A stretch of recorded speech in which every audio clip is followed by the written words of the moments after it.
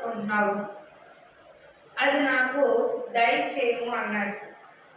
ప్రియులారా, దేవుణ్ణి అడుగుట కంటే ఊహించుట కంటే అధికంగా ఇచ్చే దేవుడై ఉన్నాడు. హల్లెలూయా, హల్లెలూయా. ఆయన ధారాళంగా ఇచ్చే దేవుడు కనుక దావీదు ఇట్లా అడుగుతున్నాడంట, నీ నిత్యాసారముగా నడిపించండి, నీకు నచ్చినట్లుగా నడిపించని అడుగుతున్నాడు. నన్ను నీకు నచ్చినట్లు వాడుకోమంటున్నాడు, నీకు నచ్చినట్లుగా నన్ను నడిపించమంటున్నాడు.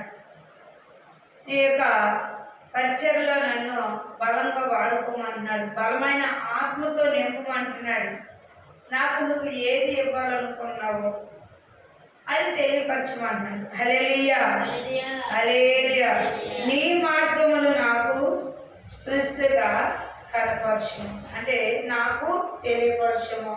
నేను ప్రార్థన చేస్తున్నాను, ఏం చేయాలనుకున్నా దేవుడు చేస్తే అవుతుంది. మనం చాలా మంది మరపెట్టి త్వరగా కార్యం లేట్ అవుతాము. లేట్ అయిందని చూసి వాళ్ళు ఏమనుకుంటారు, ఎన్ని జనాలు కానీ మరపెడుతున్నాను కానీ నాకు త్వరగా అవ్వట్లేదు.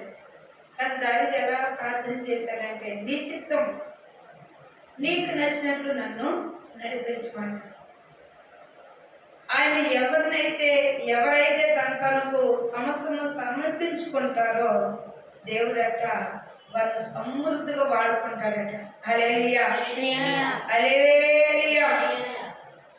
అలాగే మనం చూస్తున్నట్లయితే